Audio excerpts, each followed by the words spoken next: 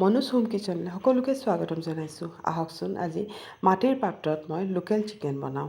তাৰ কাৰণে মই এটা মাটিৰ পাত্ৰ লৈ লৈছোঁ আৰু ইমান যে সোৱাদ হয়। আৰু এতিয়া ইয়াত মই যিমান গৰম মছলা আছে গোটেইখিনি মই তেলতে দি দিছোঁ আৰু দি পেলাই ভালকৈ অলপ লৰাই ল'ম।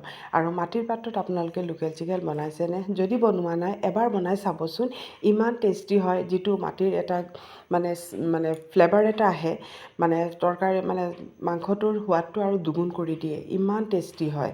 আৰু এতিয়া দুটা ডাঙৰ চাইজৰ দুটা পিঁয়াজ মই ভালকৈ কাটি ল'লোঁ। কাটি পেলাই এইখিনি ইয়াতে দি ভালকৈ মই ফ্ৰাই কৰি লৈছোঁ।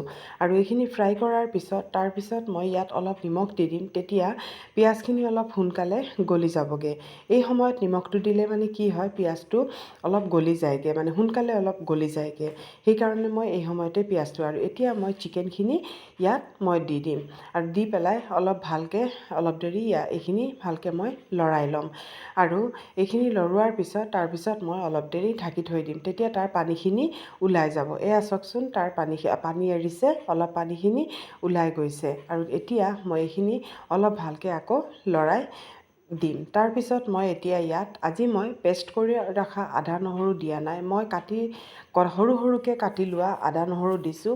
এইটো ইয়াত দিয়াৰ কাৰণ আছে, কাৰণ মাটিৰ পাত্ৰত যেতিয়া আমি বস্তু বনাওঁ তেতিয়া বহুত দেৰি লাগে যে মানে হওঁতে, আৰু লাহে লাহেকৈ যে বস্তুখিনি হয় তেতিয়া কাটি থোৱা আদা নহৰু দিলে তাৰ ফ্লেভাৰটো বহুত দেৰিলৈকে থাকি যায়গৈ।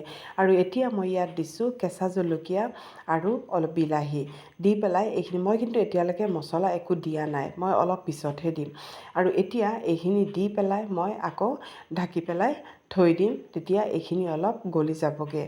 আৰু এইখিনি যেতিয়া গলি যাবগৈ তেতিয়া মই আকৌ অলপ দেৰি লৰাই ল'ম। এইখিনি অলপ দেৰি লৰাই ল'ম ভালকৈ, লৰাই পেলাই চাওকচোন কিমানখিনি পানী এৰিছে। মই কিন্তু এতিয়ালৈকে পানীৰ একেবাৰে ব্যৱহাৰ কৰা নাই, মই মাংসৰ পানীখিনিয়েই মানে ইয়াতে মানে প্ৰথমতে সিজাই লৈছোঁ। আৰু ইয়াত মই জিৰা ধনিয়া পাউডাৰ, চিলি পাউডাৰ আৰু হালধি পাউডাৰ এইখিনি মই ইয়াত দি দিম। মই কোনো ইয়াত বেলেগ মিট মছলা বা বেলেগ একো মছলা ব্যৱহাৰ কৰা নাই। যিহেতু আমি লোকেল চিকেন যেতিয়া বনাওঁ অলপ তেল মছলা কম ব্যৱহাৰ কৰিলে তেতিয়া তাৰ মানে সুফল গুণাগুণটো আমি পাওঁ। সেইকাৰণে ইয়াত মই তেনেকুৱা একো ব্যৱহাৰ কৰা নাই, মানে অকল যিখিনি আমাৰ বেছিক মছলা থাকে সেইখিনি বেছিক মছলাখিনিয়ে ব্যৱহাৰ কৰিছোঁ।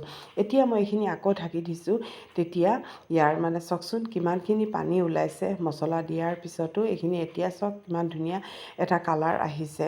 আৰু এতিয়া মই এইখিনি অলপ লৰাই পেলাই তাৰপিছত মই এতিয়া পানী দিম, নহ'লে তলত মছলাখিনি জ্বলি যাব পাৰে।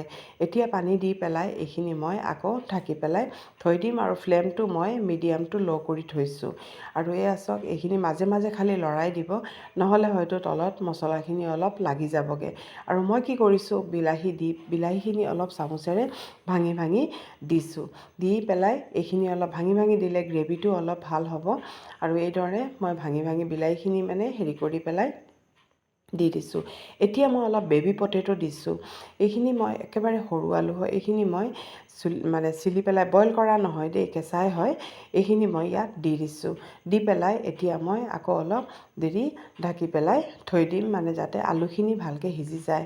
যদি মোৰ ভিডিঅ'বোৰ ভাল লাগে প্লিজ এটা লাইক কৰি দিব, ছাবস্ক্ৰাইব কৰি দিব আৰু বেল আইকনটো প্ৰেছ কৰি দিব, তেতিয়া মোৰ ভিডিঅ'ৰ ন'টিফিকেশ্যনটো পাই যাবগৈ। আৰু এতিয়া এইখিনি মই অলপ ভালকৈ লৰাই দিছোঁ, দি পেলাই আকৌ অলপ দেৰি মই ঢাকি পেলাই থৈ দিছোঁ। ঢাকি পেলাই থৈ অলপ দেৰি পিছত এতিয়া মই অলপ যিমান দৰকাৰ হয় ইমানখিনি পানী দি দিছোঁ, কাৰণ বেছি শুকানো খাব নোৱাৰি। আৰু মই আজি ইমান শুকানকৈ বনোৱাও নাই, অলপ জোল দি পেলাই বনাইছোঁ। সেইকাৰণে মই এইখিনি পানী দি পেলাই এইখিনি ঢাকি পেলাই থৈ দিছোঁ। আৰু এতিয়া মই লাষ্টত অলপ কচুৰি মেথি ব্যৱহাৰ কৰিছোঁ। কচুৰি মেথিয়ে ইয়াৰ টেষ্টটো খুব ভাল হয়।